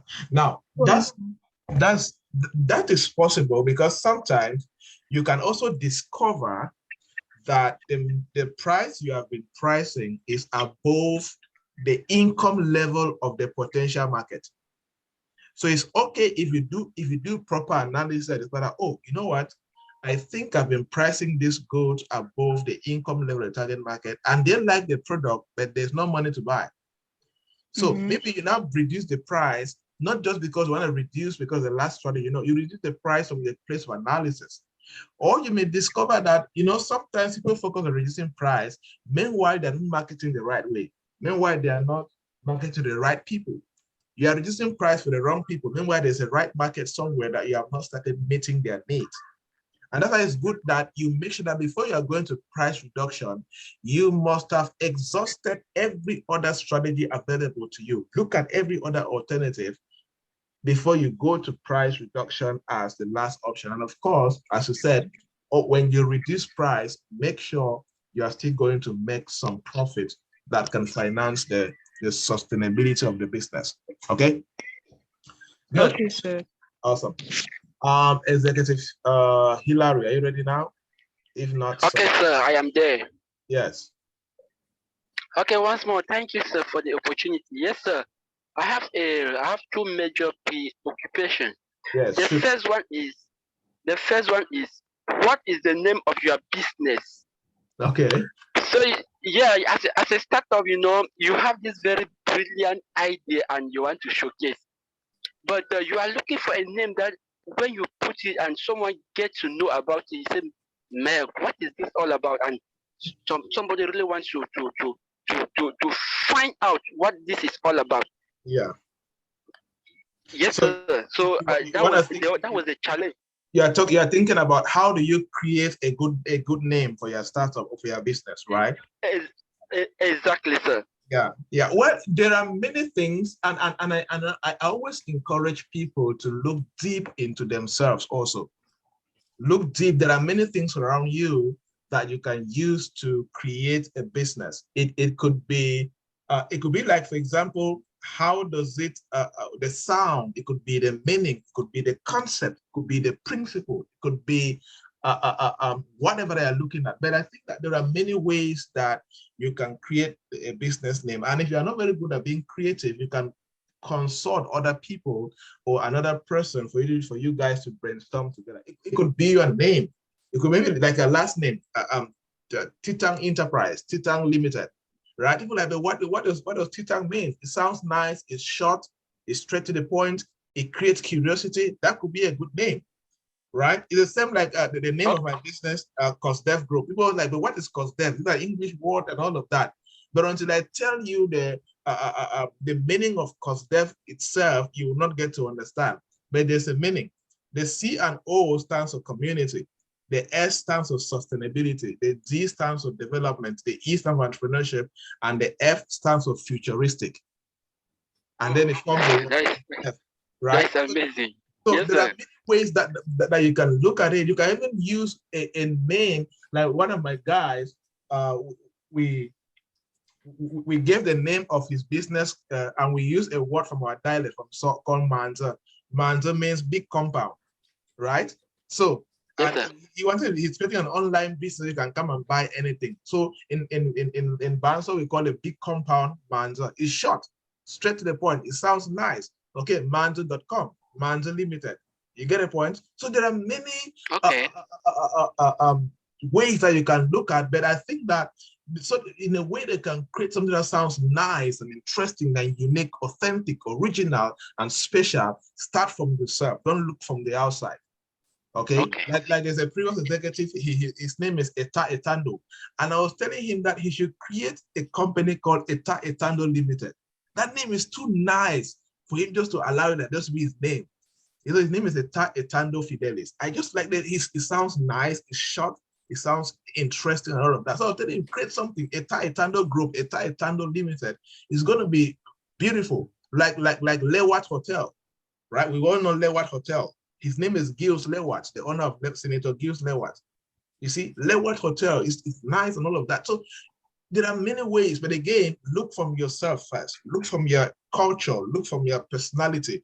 Look from the things that you believe. Look, like I use the words to create CosDev. Those are the words I believe in. The words I believe that are critical in business and all of that. And then you can be able to create a good business name that stands out and nobody can quickly replicate because it's from a place of authenticity and uniqueness. All right? Okay, sir. All right, good. Yes, sir. Yes, sir. Secondly, it's about the assignment. Looking at PowerPoints, considering the fact that it's a tool that I'm not versed with and have never used it. So it's not a question. It's not a worry. My executive Hillary, I cannot help you with that. I cannot help you with that. You must submit it in PowerPoint presentation. Amen. I did it already, sir. That's good. So you need to maintain. I did it already, but sir, just wanted a hint of it, sir, please. Because yeah, you did it already now. So what do you want? Yes, what do you want? So that is I mean subsequent classes, sir. The number of slides to present such a presentation. What has the number done? I mean, like, is there any specific number of slides that we need to present this kind of presentation? When there's a number, we always communicate. When there's no number, like in this particular slide, there's no number, we expect to cover all the questions. That's what we're looking at in the assignment. The team has been looking at the assignment already. We're looking at people who have completed all the questions in the business idea validation. Okay, it's fine. Yes, good. All right. Executive Solange. Good evening, once more. So we just wanted to, yes, that soap production, that liquid soap.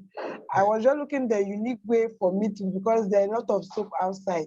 Yeah. I was just looking at, you give me the idea how my own soap present unique, that somebody will know. Start from the problem. What do you when see you would like to buy? Start from the gaps in the market. Start from the gaps that you think that the soaps in the market are not filling the gap. Start from what you have discovered that somebody is going through. It could be body rashes, whatever, and you think that you have the skills and the expertise to create a soap that can do that. Start from there. That's what makes you unique, because you don't create uniqueness from the air. Okay. It's a gap that you have seen that a client, potential customer is going through, or a gap that their competitors are not yet filling, maybe because they don't know that it exists, or they don't have the skills to fill that gap, but you have the skills to fill the gap. Look from there and you create something unique. Okay, so like, washing of dresses and clothes, like plates also. Is there something I can put it? So what, apart from any other soap can wash places and dresses. So what else do you want to do? What do you think that the other soaps in the market are not doing for the dresses and the dishes? That is what I'm looking for. Good. So you need to find that. Good. Because your job should be, you want to be unique, fill the gap that has not been filled. You understand? Good. All right, I'll look for. Good. Yes, Executive Clotilde.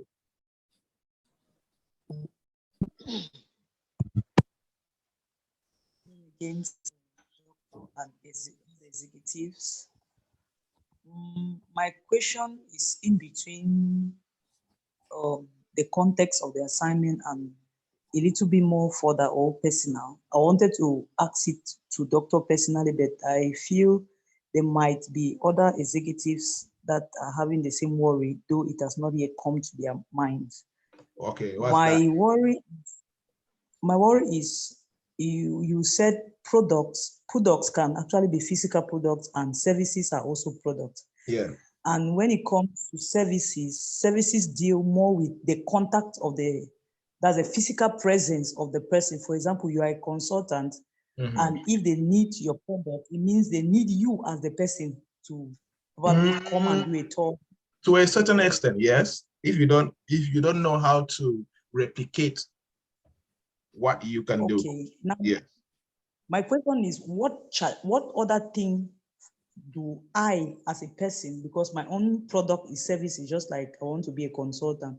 What extra thing apart from my skills can I do for myself that can add to what I know? Maybe something personal, something physical, something extra. Then secondly, since you have been in the field, does gender have anything to do with the consulting industry?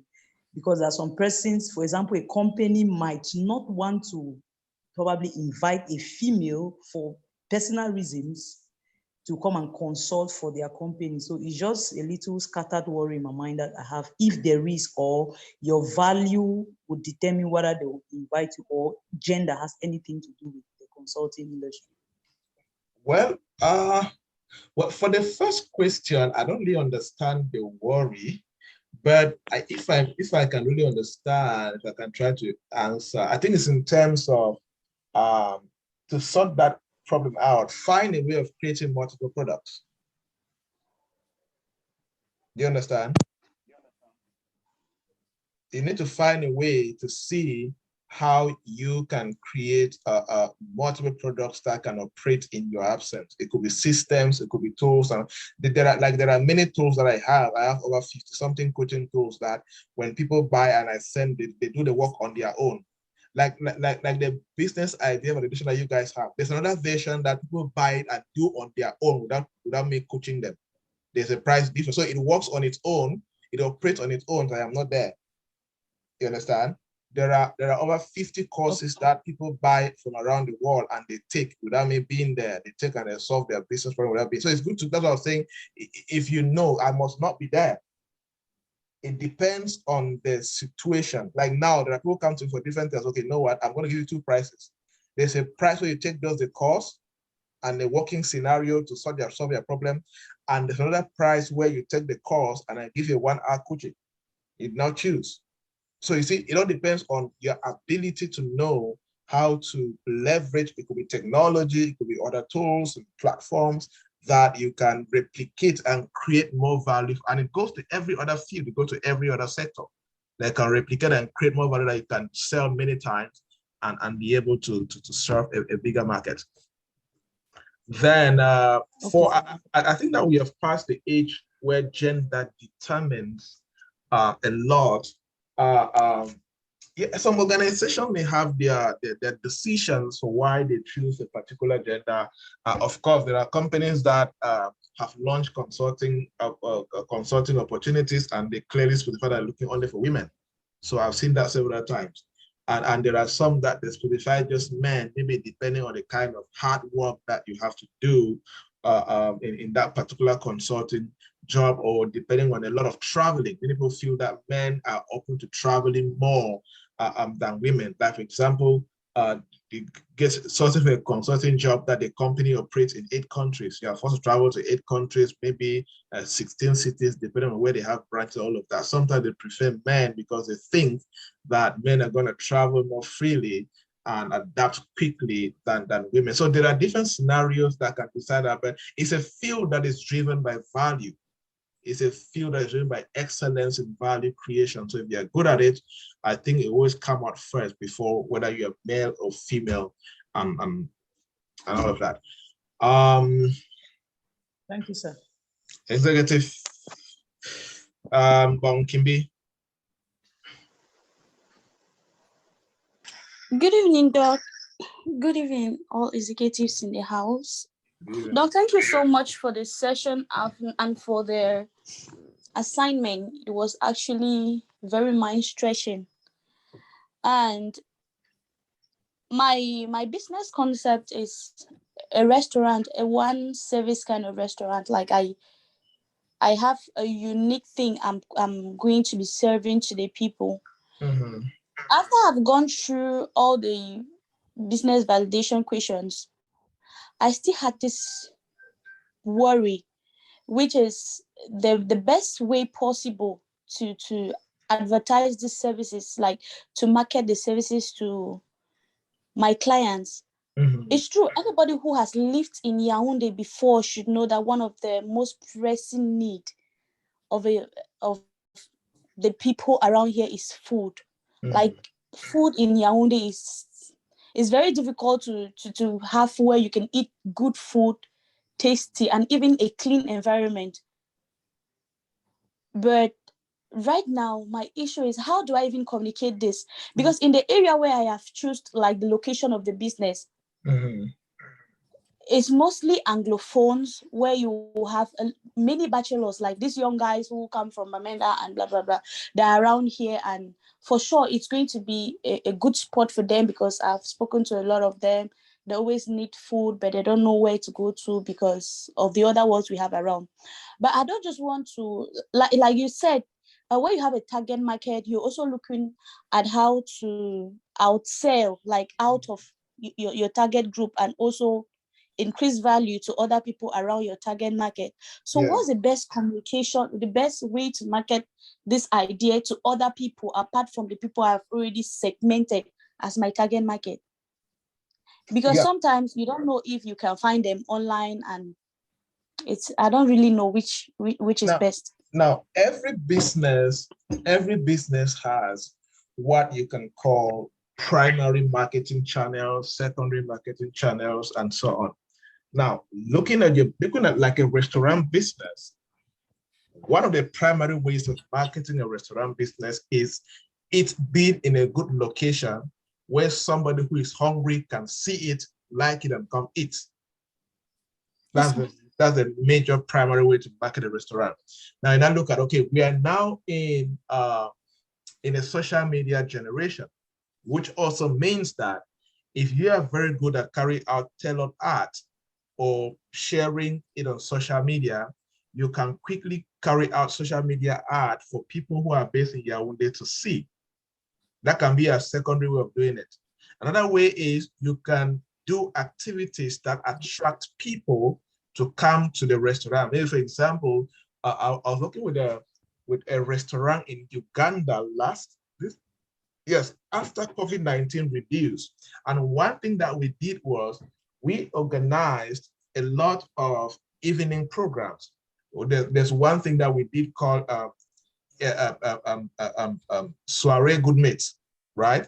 So create interesting programs that makes people in the community to come, market it, talk about it on radio, and it makes people to come. One time, one evening, he picked a local dish and named it, like you can start and do Kati Festival evening. And then you market it and create flyers and pull people, because it's a socially conscious business. So whatever that you can do, like one time we did ice cream evening, just create programs, ice cream and games evening. So just create programs that can bring people around, because it is events that bring people, it is memories that bring people. Restaurant is a memory-driven business. If you can give people a good experience, they're gonna come eat. So, and that's why a good space in a good location, looking good, is important. People see it, they love to come eat it, one. Now, two, how do you tell the story on social media that can make people around to come and see it, either through paid ad or organic post? Or you can now create events. That's why you look at big hotels. They do a lot of, how they call this thing, sometimes evening free coffee, evening free wine, and all of that. Just creating an atmosphere that can make people to come see and go through the hotel and see that, oh, this is a beautiful place that you can come lodge, or you can reference somebody to come and lodge in that particular place. So you can do that, take, okay, 2-3 primary ways of marketing your restaurant.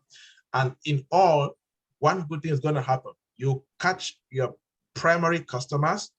And number two, you will get customers from ripple effects from your actions that you're going to do. All right, Doc. Just before I go, when I was discussing with people coming to events that can keep the place lively, I was talking to a friend, and I made mention of this idea of a father and daughter kind of evening, because I've noticed that most of the people I have around here are bachelors. They have kids, like kids who live with their mothers, like their single mothers, and then these men just have to bond with these children just once in a while. So I brought up this idea of, okay, a father and daughter kind of evening, like maybe your baby mama leaves the child with you for that week, for that evening, and then you bring the child to the restaurant and you guys get to bond. So I don't know. Those are the kind of programs that you can create. Good. Sounds interesting. And then I also thought of, okay, how do I increase value in this place? Give something that other restaurants don't give, like an extra value. I have ordered for these popcorn cups. Good. So I felt like, okay, I analyzed and realized that if I can sell a plate for even 2,000, I'm still going to cover cost, because of the people I am discussing with who are going to be my supplier of chicken and stuff. So if I can sell a plate for 2,000, I'm still going to cover cost. So I realized that, okay, let me do this. If before they're going to serve your meal, we're going to serve you a cup of popcorn. So I'm adding that to the price. I'm going to sell it for 2,500 instead of 2,000. I'm still going to and then people are going to be eating this popcorn thinking it's a gift, not knowing they're buying it. Yeah, absolutely. Beautiful. I think that those are excellent ideas that can make it go places. All right, good. Thank you for sharing. Let me see. Mokube, Executive Mokube. Are you there? I want to pick people I have not spoken so far. So Rita, I'm seeing you. Clarence will see you, and Giselle will see. Mokube, are you there? Okay, let's go to Abia Rita. Oh my goodness, already 9 o'clock. Okay, thank you so much. I just have 2 questions I want to put forward. Yes, quickly. Yeah, you said something about reducing price should be a die dog strategy. Okay, I've experienced. This is a provision store that I really experienced in town. Now they came and met so many provision stores in the market that they used one strategy that took almost all the customers from the other stores. And this strategy was reducing the price, like difference of 50 francs, 25, 25. And it was something I really noticed, and the thing has been in my head since then till now. So I want you to tell me what you think about that. Then I think I lost you there. Your voice was not coming out clear. Please, what's the question again? Okay, I'm saying that you said reducing price should be a die dog strategy. Yeah. I'm saying that I experienced a provision store in China that used this strategy and gained the market. Like they met so many people in the market that they used the strategy of reducing the price, the difference of 50 francs, 25 francs, and they were making massive money every day. Like they took almost all the customers from the other stores, like they were fast there to buy just because of the 50 francs, 25 francs. Yeah, that's different. That's different if that was their primary strategy from the beginning, right? What they call market penetration. You start with little prices, lower prices, or cheap prices, and then you increase in the long run. And of course, there are many elements that determine that. It also depends on who they are buying from as a supplier and how much they're giving them. It also depends on their other costs that they experience to run the company and the business. It also depends on, do they have, are they willing to sell at a loss? There are businesses that they're willing to sell at a loss for 3 months, get the market before they start selling at a profit. So there are many elements that can determine that before they're able to get to that level. Okay. Okay, so please, I just have this one last question. If you have to produce, if you want to produce something, a product, you want to come out with a product, and you discover that from the beginning, the material that you need to use to come out with that product is quite costly. Because it's tricky for you to can start a business. You must have money to start a business. But what if a particular product that you want to produce is quite expensive from the beginning? How do you do to overcome that? Do you abandon the product, or I don't know? I just want you to say something about that. You also need to check the target market. Can they afford it? Because excellent products can also have excellent buyers or what they call premium buyers. So that's one-sided.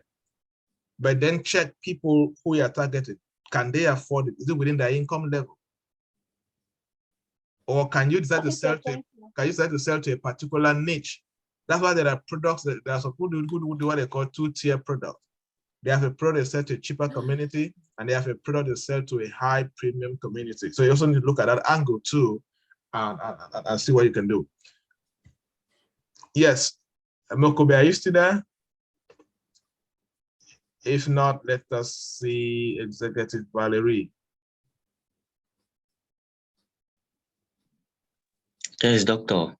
Yes. Yes, I have this question. Doctor, if you are into a business that actually takes so much of your time, for example, you run a provision shop, you have to, like you are just commencing, you need to grow, you get up very early, you are in the shop as far as 6 o'clock is concerned, and you need to be there until maybe at times at about 10, even 11 o'clock to be able to make sure that you don't miss any customer.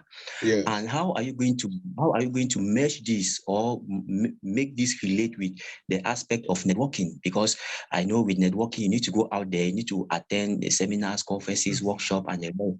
How can you actually mesh this? Because not being at your business. Yes.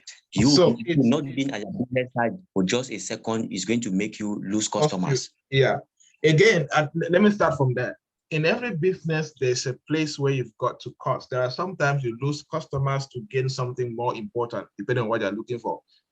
You can just close your shop and go for a particular event if you know that the objectives that you want to get or achieve through that event, it's very critical for you to take your business to the next level.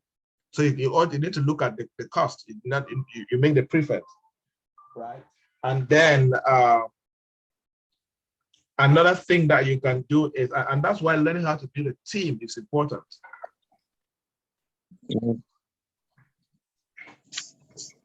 Okay, Doctor, thank you very much. Learning how to build a team is very important for your business. Oh, yeah.